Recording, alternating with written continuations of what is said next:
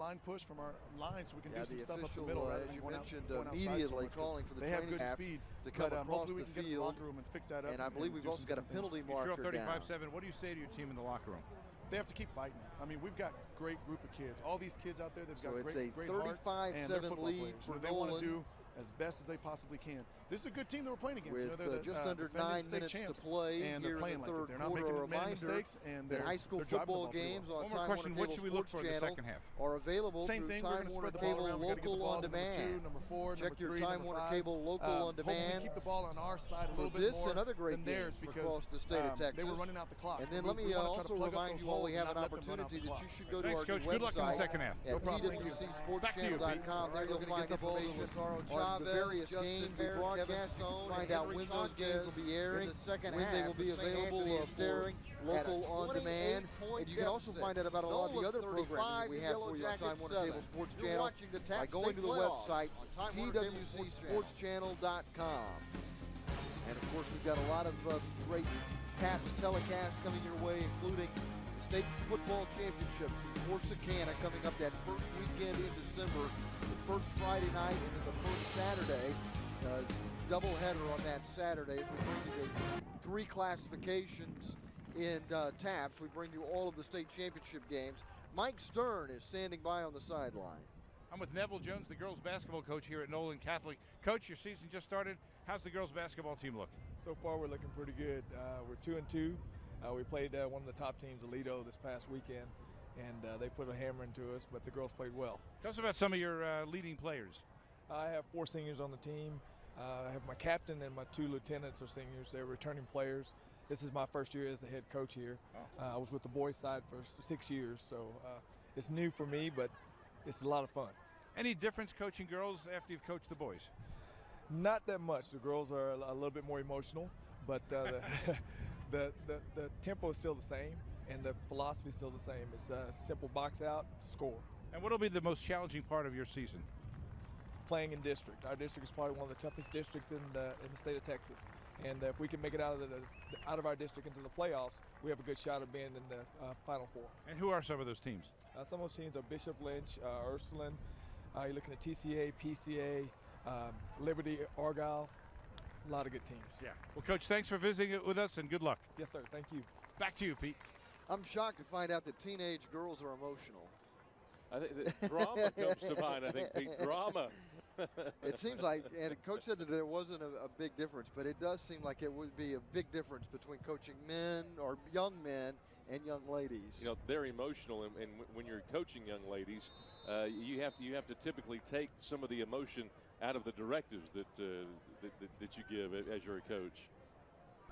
So we're ready to resume play. Nolan leading 35-7.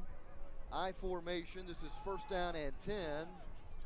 And again, they go with their ground attack, running up the middle.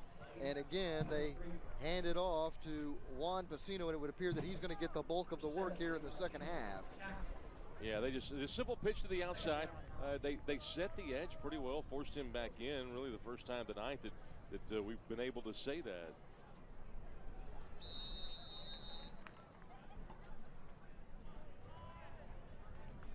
So Nolan does something we don't see a lot of teams do. That's they huddle, but they're quickly out of that huddle and up to the line of scrimmage, snapping the ball with 12 seconds on the play clock. And this time, St. Anthony's gets into the backfield. That's Lee Martinez, who drops Casino for a loss in the play.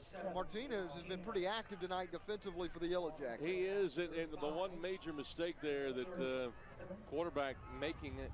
Didn't check. He could have audibilized there. Every linebacker was up in a gap. And remember, we're talking about a sophomore quarterback who hasn't had a lot of reps. Yeah. But they were looking run all the way on that. And wouldn't be surprised if they run here on 3rd and 11 at the 35. Pacino takes the handoff and gets about 5 yards before he is tackled with Justin Meyer in on that stop. Also helping to make the tackle that time was Kier Vaughn, a 6'1", 315-pound junior. Yeah, they moved the guard from the guard position, and they kind of pulled him into the C gap. Interesting tactic there, but now it's 4th down, 6, and you're at the 30 of your opponent. You're the plus 30, as they call it. Nolan's just going to stay out there and go for it. Look at that clock, Scott. We're already back to about the midway point of the third quarter. Nolan just methodically moving downfield here. 4th and 6. Nolan trying to maintain possession and drain more of that clock. Vecino takes the handoff and stretches out. Gets it inside the 25 to the 24-yard line, but it's going to be a turnover on downs. Will be, and you know, nothing fancy. They just run to the weak side, and I thought had he bounced it outside, he would have had a chance at a first down, and I don't think he got a good spot on that. I don't either. I thought he ends up missing it by about a yard, but looking at that replay, I thought he had the 19 easily. I beg your pardon, the 24. Sorry. Yeah. That's usually the mistake I make. I'm glad to see somebody else. But regardless, he had it about a yard further up the field than they put it. Yeah, I agree with you. I thought he was a lot closer than he got credit for there. So Meyer goes under center for St. Anthony and will throw, looking for his brother. That's Justin Meyer, the receiver, Michael Meyer, the quarterback. The pass is incomplete, stopping the clock with 6.5 minutes to play here in the third quarter. Yeah, we talked about Justin being a really good route runner. That time, ball kind of sunk on him there. He didn't quite get the extension. The one thing that the pressure has, well, what it's caused here, Pete, is the inability of Meyer to step into his throws, and it's caused balls to sail, sink, dart, dive. You know what? And conditions have changed on him a little bit. There really wasn't much wind to speak of in the first half. Now there's a pretty good wind at Meyer's back. And you look at that flagpole, and that flag really coming off of it now.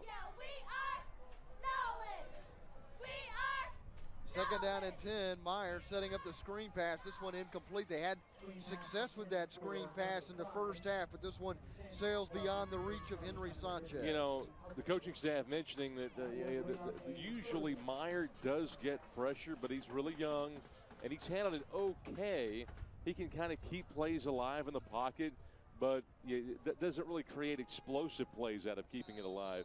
So what that told you coming into the game is that he's better off with a 3-step drop, swing it, quick slant, just quick game that would really be most effective. And when they brought pressure, Meyer's been a little inconsistent tonight.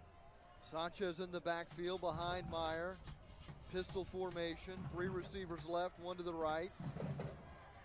Pass is intercepted. This pass is picked off by Andrew Titter. Titter on the run, and he will go in with escorts. Touchdown, Vikings. And they now lead 41-7 with a point after attempt upcoming, nearly midway through the third quarter. Well, if at 35-7, this game, if it weren't out of hand, I think it's pretty safe to say that it is now. You get a defensive score like that. Titter's a really good player, and he just stepped right in front of that pass to make the play. Justin Meyer was the intended receiver. He was, but Titter, a strong safety with some length. He can really help out there in the flat, and he can take the out pass away, the quick out, and he did just that. Just stepped right in front of him, and did a really good job. Grant Muhlstein is on to try the extra point. Coming in late is Max Walker. Now they got 11 on the field lined up appropriately, ready to try this extra point. And Muhlstein split the uprights. Nolan now leads St. Anthony 42-7, and it certainly appears that it will be Nolan advancing in the TAP State playoffs. You know, it is 42-7. That is an absolute nail in the coffin there, if you will. This has now been a really good second half for St. Anthony. I really expected them to come out with a little more gusto, but Meyer's been off his game right here.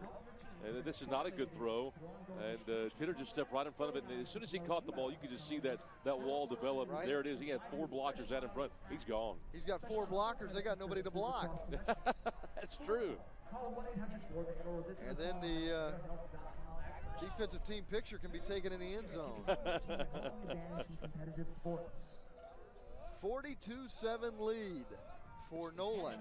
It's a good Nolan team, and Scott, I knew they were going to be good because when we did the Prestonwood game a few weeks back, we looked at some of the Nolan recaps and box scores from the district, and then we knew they were playing really well. This is a much better team than I anticipated. Hey, starts in the interior, starts with the offensive and defensive lines, and they've got a good one. And they're hard to stop. They're hard. The offense scores, but it's hard to score on them, and that's really what makes them good. How about this district with the teams we've seen? Prestonwood, Trinity Christian Addison, and now Fort Worth Nolan. These are real quality teams. A fair catch was not made. This is a live ball, and the return is on up the sideline for Jordan Torrance. Number 21, Jordan Torrance. Ryan Manning just shoved him into the boundary. He said, we're not going to have any of this. I guess everybody just expected him to call for that fair catch. There seemed to be a little bit of confusion, but there was no fair catch signal. You'd like St. Anthony to really finish this season out strongly. You don't want to see. You'd like to see them have some moments in this game, right? Yeah. Like they did earlier on that touchdown. Well, Michael Meyer, the quarterback, he's a lot better than what that last drive indicated. And you'd like to see him get it going here on this drive. Mayer fastening his chin strap. Has three receivers to the right side of the formation and one to the left, a single setback. Now trailing 42-7, first down and 10 at the Yellow Jacket 45. This is an option pitch going to Chavez, and Chavez gets into Nolan territory, tackled near the 48-yard line. And Chavez, he is a nice changeup to Sanchez, and we see him get to the edge. A rare opportunity for him to get there and get out in space and dance. Usually when they run a little pitch like that, somebody is meeting him at the point of attack, but he was able to scurry just past the linebacker, Miles Murray, and get to that sideline. Trey Foster making the tackle. It'll be second down and 3 at the 48. Chavez this season averaged nearly 8 yards a carry, rushed for 364 yards on 48 carries during the regular season for the Yellow Jackets. This time they run a little reverse to Stone. Stone trying to weave his way through traffic and is not even going to be able to get back to midfield. He's going to be dropped for a loss back at his own 49-yard line. You run a reverse and you run that far and you lose 2 yards, you're playing a quick defense. Well, and we've talked so much about the offense and the offensive line. We haven't probably given the Nolan defense their due recognition. Well, they're quick, they're big. We talked about that. I mean, just for the mere fact that Murray is able to get penetration to that point. We talked about him being a 3-year starter, the All-State linebacker. Yeah, this is a first-team All-State, All-District player. He's very solid. They've got a couple of those in that linebacking core. So if you're watching Nolan, where are some areas where maybe there is room for concern? It's hard. I think it starts up front. You have to start with that defensive front. I mean, they came back. They came out. They pinned their ears back. They made it real hard to run the ball, but I like what Anthony did to start this game. They were doing a lot of this, and they were calling a lot of these plays and having a lot of these drops early on. That's what they were doing early. But I like the game plan that they had. Just the short passing game. The one weakness that we saw, the linebackers had a hard time reading early. They were just pinning their ears back, and they were just playing run with every snap, it seemed.